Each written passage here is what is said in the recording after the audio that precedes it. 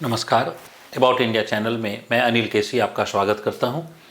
About India channel का वास्तविक उद्देश्य भारत की संस्कृति, विरासत और धरोहर से परिचय कराना है और उसके अंतर्गत हम लोग मंदिर स्थापत्य की चर्चा कर रहे हैं और उस मंदिर स्थापत्य में सीरीज 3 का पार्ट 3 का जो वीडियो है वह हम लोग आज जो है वह देखने का प्रयास करेंगे। तो मंदिर से जुड़े शब्दावली और मंदिर से जुड़े शब्दावलियों में हम लोगों ने कई चीज़ों को जाना था, जैसे शिखर के बारे में जाना था, गर्भगृह के बारे में जाना था, अधिष्ठान के बारे में जाना था, जगाती के बारे में जाना था, स्तंभों के बारे में जाना था।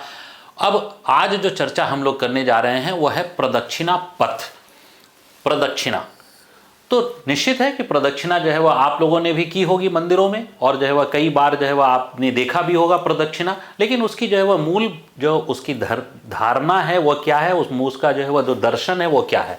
तो प्रदक्षिणा जो है वह क्या है, हमेशा जो है वह क्या है कि क्लॉकवाइज डायरेक्शन में होता है। यह दक्षिणावर्त जो है हमेशा परिक्रमा होता है, यानी वामवर्त परिक्रमा नहीं होता है बल्कि दक्षिणावर्त परिक्रमा होता है। इसका अपना एक पुराने ग्रंथों में, हमारे प्राचीन ग्रंथों में नियम है और इसके मुख्य रूप से 3 पथ जो है वह होते हैं। 3 पथ तक जो है वह हम लोग परिक्रमा को देखा है या प्रदक्षिणा को देखा है। एक है कि इष्ट देव की प्रतिमा का, यानी जो इष्ट देव हैं गर्भगृह के अंदर जो इष्ट देव हैं उसके चारों ओर परिक्रमा कर लीजिए, तो यह जो है वह एक इष्ट देव। इसके बाद जो है वह दूसरा जो है वह क्या है कि गर्भगृह की परिक्रमा कर लीजिए, यानी गर्भगृह के चारों ओर जो है परिक्रमा कर लीजिए, यह भी प्रदक्षिणा है।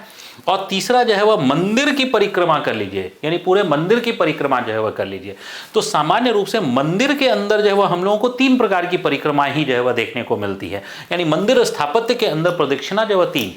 लेकिन हम लोग जो है वह कुछ धार्मिक स्थल ऐसे हैं जो बहुत महत्व के हैं और वहां पर कई मंदिर हैं। तो कई मंदिर हैं तो वैसी स्थिति में जो है वह क्या होता है कि वहां एक प्रदक्षिणा जो है वह पूरे नगर की भी जो है वह होती है और उसमें से जो जैसे जैसे मान लीजिए कि अयोध्या में जो है वह 14 कोसी जो है वह एक परिक्रमा है, तो 14 कोसी परिक्रमा अयोध्या में, क्योंकि कई मंदिर हैं और सब पवित्र स्थान है तो इसलिए उन सभी जो है वह पूरे क्षेत्र की परिक्रमा जो किया जाए तो वह 14 कोस जो है वह की दूरी पड़ती है, जिसे हम लोग 14 कोसी परिक्रमा। लेकिन मंदिर स्थापत्य के अंदर हम लोग 3 प्रकार की परिक्रमा जो है वह देखते हैं।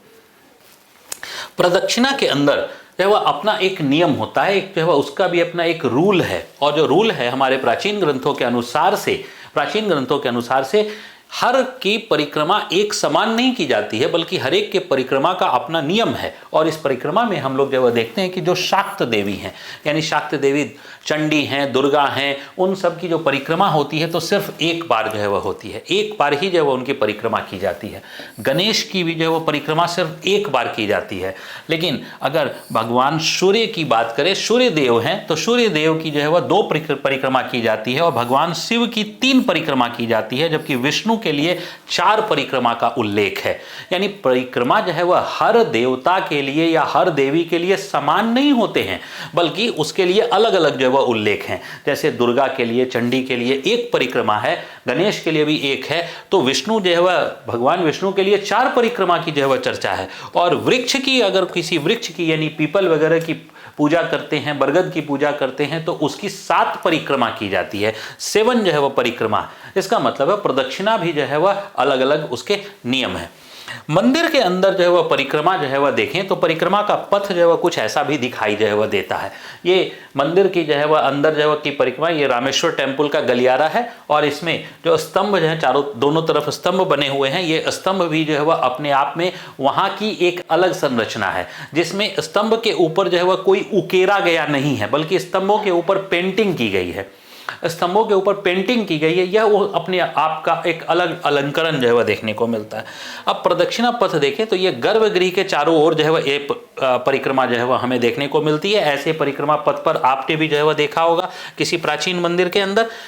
इसके बाद जो है वह जैसे ये पट्टदकल का जो है वह दुर्गा मंदिर है और पट्टदकल के दुर्गा मंदिर में यह गर्भगृह है और इस गर्भगृह के चारों ओर ये जो ये प्रदक्षिणा पथ जो है वह बनाए गए हैं, तो ये प्रदक्षिणा पथ जो है वह उसके हैं।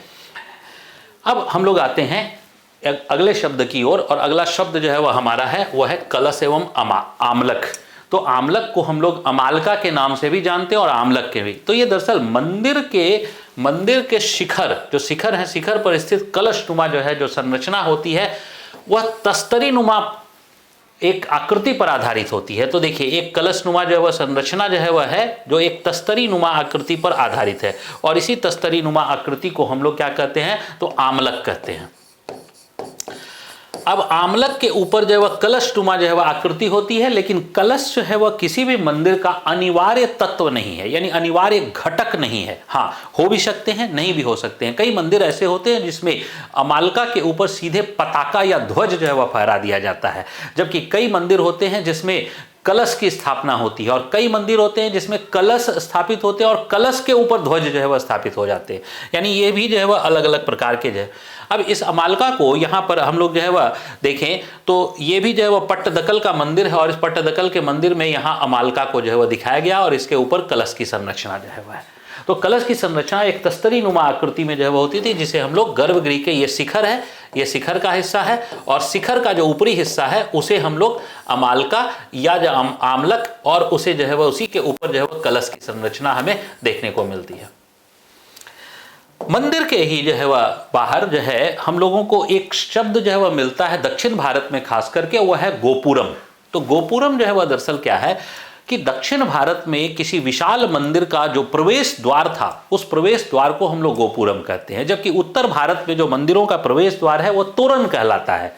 उत्तर भारत में जो मंदिरों का प्रवेश द्वार है वह तोरण कहलाता है, जबकि दक्षिण भारत में खास करके पांड्य शासकों के बाद जो 14th सेंचुरी जो है वह में हम लोगों को अपने पीक पर देखने को मिलता है, तो उस 14th सेंचुरी के आसपास जो है वह गोपुरम की संरचना जो है वह बहुत अच्छे ढंग से मिलती है, और इसी गोपुरम की संरचना को विजयनगर शासकों ने भी जो है वह बहुत अच्छे ढंग से, यानी 15वीं 16वीं सदी में भी जो है वह उसका हमें आगे जो है वह उसका उस शैली का विस्तार जो है वह देखने को मिलता है। तो अब यहाँ मंदिर को हम लोग देखें तो देखिए क्या है, मंदिर, मुख्य मंदिर ये है, और मुख्य मंदिर के चारों ओर दरअसल जो है वह ये गोपुरम का निर्माण कर दिया गया। मुख्य मंदिर के चारों ओर ये सब जो है वह क्या है, गोपुरम का निर्माण किया। तो गोपुरम का निर्माण क्यों किया गया? तो दरअसल संकल्पना जो है वह यह थी कि जो गर्भगृह है, कई जो है वह जो हमारे सामाजिक प्रतिबंध थे, जाति भेद वगैरह का, न सिर्फ मंदिरों में प्रवेश प्रतिबंधित था, बल्कि कई स्थान पर यह था कि मंदिर का दर्शन ही ना कर सके। क्यों? क्योंकि अगर शिखर भी है तो शिखर जो है वह दिख जाए अगर किसी निम्न जाति को, तो वह देवता अपवित्र हो जाएंगे। इस प्रकार की संकल्पनाएं थी। इसलिए क्या किया गया कि गर्भगृह का आकार छोटा रखा गया। तो अब गर्भगृह का अगर आकार छोटा कर दिया जाएगा तो ऐसी स्थिति में मंदिर की भव्यता जो है वह दांव पर आ जाएगी। क्यों? क्योंकि मंदिर भव्य नहीं दिखेगा। तो मंदिर की भव्यता को दिखाने के लिए जो है वह क्या किया गया कि इसमें गोपुरमों का निर्माण किया गया, जो विशालकाय गोपुरम है, जो शहर के किसी भी हिस्से से दिखते थे। तो ये हम लोग जो है वह ये जो गोपुरम देख रहे हैं, ये मीनाक्षी मंदिर का जो है वह गोपुरम है, और मीनाक्षी मंदिर में जो है वह देखिए कि चारों तरफ शहर है, किसी भी शहर के किसी भी हिस्से से इस गोपुरम को देखा जा सकता है। तो गोपुरम प्रवेश द्वार, और यह बहुत ही अलंकृत होता था, ताकि इसका उद्देश्य ही था, केवल प्रवेश द्वार ही नहीं बल्कि उद्देश्य ही था भव्यता लाना। जबकि उत्तर भारत के अंदर जो है प्रतिबंधों की जो है, जो जातिगत प्रतिबंध है, वह इतने सख्त नहीं थे, और जब इतने सख्त नहीं थे तो वहां पर जो है वह क्या है कि मंदिर के प्रांगण में जो है वह प्रवेश करने के लिए तोरण द्वार बनाए गए हैं, और यह तोरण द्वार का आकार जो है वह छोटा होता था, मंदिर से जो है वह छोटा होता था, लेकिन इसमें भी अलंकरण जो है वह थे। और इस अलंकरण में जो है वह देखिए क्या है कि कुछ मानव आकृतियों को, कुछ फूल पत्तियों को, कुछ जो है वह बेल बूटों को आदि को प्रयोग किया गया।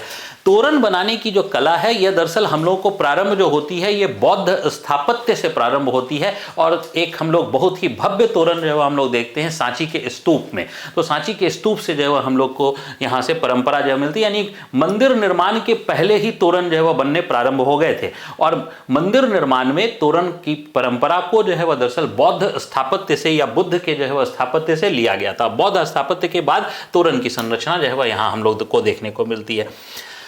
ऐसा ही तोरण जो है वह यहाँ पे भी जो है वह यह देखने को मिलता है। यह भी जो है वह एक तोरण है, और जो मुक्तेश्वर टेम्पल है, इस मुक्तेश्वर टेम्पल का यह तोरण है। इसके बाद अब आते हैं हम लोग अम्मान मंदिर। अम्मान मंदिर जो है वह क्या है, तो दरअसल दक्षिण भारत में जो द्रविड़ शैली के मंदिर जो है वह बने हुए थे, तो द्रविड़ शैली के मंदिरों में कुछ मंदिरों में हम लोगों ने देखा है ऐसा कि जो प्रमुख देवता हैं, यानी विष्णु हैं, शिव हैं, तो वो गर्भगृह में अकेले विराजमान हैं। नॉर्मली जो है वह उत्तर भारत में जो है वह कहीं भी जो है वह जो देवता हैं वह अपनी पत्नियों के साथ विराजमान हैं, लेकिन दक्षिण भारत के कई मंदिरों में जो है वह क्या है, उनकी पत्नियां जो है वह पृथक हैं, और जो है वह मुख्य देवता को अकेले जो है वह गर्भगृह में स्थापित किया गया है। लेकिन मंदिर के प्रांगण में ही उनकी देवता की, प्रमुख देवताओं की पत्नियों के लिए अलग से पृथक मंदिर बना दिए जाते थे और वो मंदिर ही कहलाता था अम्मान मंदिर। दक्षिण भारत की ही जो है वह शैलियों में, दक्षिण भारत की शैलियों में जो है वह प्रत्येक मंदिर में हम लोगों को एक कल्याण मंडपम देखने को मिलता है। तो दरअसल कल्याण मंडपम का क्या उद्देश्य था? तो दरअसल कल्याण मंडपम का जो वास्तविक उद्देश्य था वह जो मुख्य देवी देवता हैं उनका वैवाहिक समारोह जो है वह वर्ष में एक दिन जो है वह कराया जाता था। और वैवाहिक समारोह जो कहाँ कराया जाएगा? तो वह कल्याण मंडप में कराया जाएगा। जैसे यही कल्याण मंडप की आकृति है और कल्याण मंडप भी अपने आप में एक भव्य जो है वह आकृति जो है वह देखने को मिलती है। तो ये दक्षिण भारत में ये वैवाहिक समारोह के लिए, यानी प्रमुख देवी देवताओं के वैवाहिक समारोह के लिए ये कल्याण मंडप की रचना है। और इसी कल्याण मंडप की रचना से ही दरअसल जो है, इसी कल्याण मंडप की रचना से आज जो है वह हम लोग मंडप जो है वह की रचना करते हैं। इसलिए आज जो है वह देखिएगा कि जो हमारे यहाँ विवाह होते हैं उन विवाह में मंडप का जो है वह प्रयोग किया जाता है। और जो मंडप होता है वही मंडप दरअसल कल्याण मंडप ही कहलाता है। हमारे जो है वह यहाँ विवाह की जो हिंदू रीतियों की विवाह प्रणाली है वह कल्याण मंडप ही कहलाता है, जहाँ विवाह जो है वह आयोजित होते हैं। इसलिए ऐसे कल्याण मंडप भी वह काफ़ी जो है वो न सिर्फ मान्यता प्राप्त हैं बल्कि उसे पवित्र स्थान का दर्जा दिया हुआ है। क्यों? क्योंकि वह देवी देवताओं के वैवाहिक समारोह का स्थल है। इसलिए दक्षिण भारत की कई परंपराएं हैं। दक्षिण भारत के अंदर जो मंदिर के अंदर विवाह होते हैं, उन मंदिर के अंदर जो आज भी जो विवाह होते हैं, यानी जो हम लोग मानव समूह का विवाह होता है, उस मानव समूह का विवाह समारोह भी जो है वह कई जो है वह कल्याण मंडपों में आयोजित किया जाता है। तो वह आज भी जो है वह यह परंपरा जो है वह चल रही है। देवी देवता का तो वर्ष में एक दिन होगा, रेस्ट जो डेज है उस डेज में जो है हम लोग देवी देवताओं के अतिरिक्त जो मानव समूह है उनका विवाह भी जो है वहाँ पर आयोजित कराया जा सकता है। ऐसी परंपरा दक्षिण भारत में जो है वह आज भी है। और ये पूरे मंदिर प्रांगण का जो है वह एक भव्य दृश्य जो है वह देखने को मिलता है, जो हम लोग अक्षरधाम मंदिर दिल्ली का देखते हैं। और ये अक्षरधाम मंदिर का जो दिल्ली का भव्य मंदिर है, तो इसमें जो है वह एक गर्भगृह के अंदर तो प्रदक्षिणा पथ है ही, मंदिर का प्रदक्षिणा पथ है ही, और इस पूरे के पूरे प्रांगण का प्रदक्षिणा पथ भी जो है वह यहाँ पर जो है वह देखिए ये बनाया गया। ये पूरे प्रांगण का प्रदक्षिणा पथ जिसको हम लोग ये जो है वह देखते हैं। तो ये इस प्रकार से जो है वह अलग अलग मंदिर के जो है वह शब्दावलियों को जो है वह हम लोगों ने समझा।